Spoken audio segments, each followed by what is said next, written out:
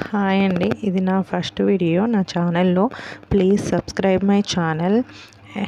Okay, ఇలాంటి videos నేను చాలా చేస్తానండి. సపోర్ట్ మీ అండి ప్లీజ్. అర్థమయ్యేలా చెప్తాను. ఓకే, సో ఫస్ట్ వీడియోలో నేను ఏం చేస్తున్నానంటే వాట్సాప్ అనేది మన ల్యాప్టాప్ టాస్క్ బార్లో ఎలా డిస్ప్లే అయ్యేలా చేయాలి అనేది ఈ వీడియోలో చూపిస్తాను. యాక్చువల్గా చాలామంది చేసే ప్రాసెస్ ఏంటండి, సో క్రోమ్లోకి వెళ్ళి సో ఇక్కడ వాట్సాప్ వెబ్ అని ప్రెస్ చేయగానే మనకి వాట్సాప్ వెబ్ అనే లింక్ వస్తుంది. సో ఆ లింక్ మీద కనుక ప్రెస్ చేస్తే మనకు ఒక స్కానర్ వస్తుంది. 1 minute. సో ఇక్కడ ఒక స్కానర్ అనేది డిస్ప్లే అవుతుంది.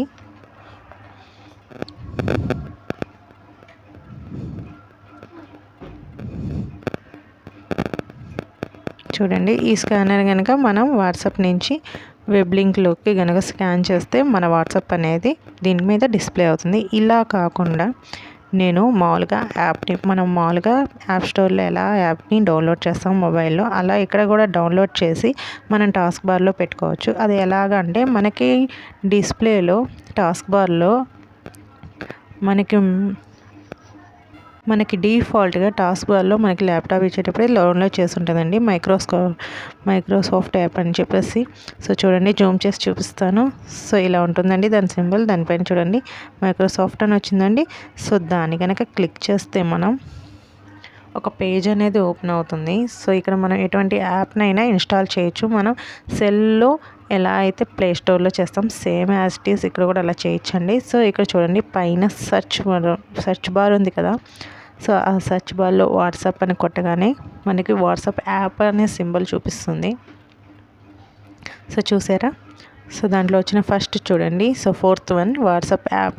దాన్ని క్లిక్ చేయగానే మనకి ఇలా యాప్ ఇన్స్టాల్ చేయాలా అని అడుగుతుందండి. చూడండి లెఫ్ట్ హ్యాండ్ సైడ్లో. సో ఇన్స్టాల్ మీద క్లిక్ చేయండి. సో ఇన్స్టాల్ మీద క్లిక్ చేయగానే చూడండి ఇన్స్టాల్ అవుతుంది.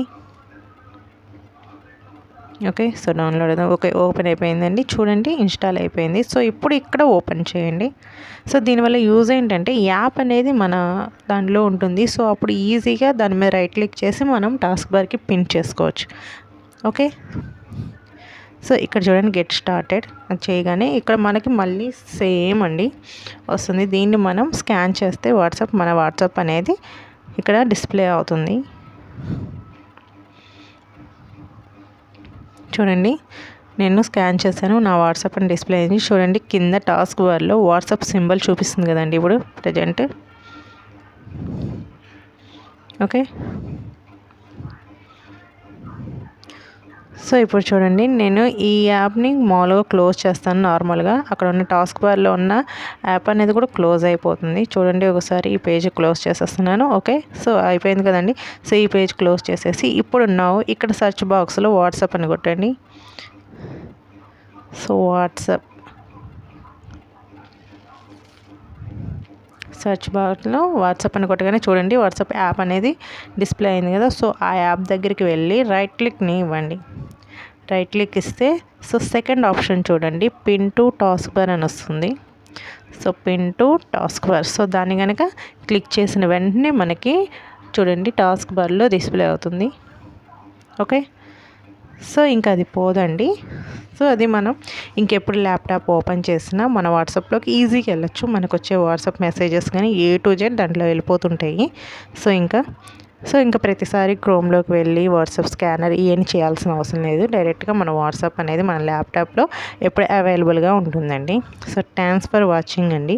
సో ఇలాంటి వీడియోస్ నేను చాలా చేయాలంటే మీ సపోర్ట్ కావాలండి. మీరు ప్లీజ్ సబ్స్క్రైబ్ చేయండి, లైక్ చేయండి, షేర్ చేయండి. And thank you for watching.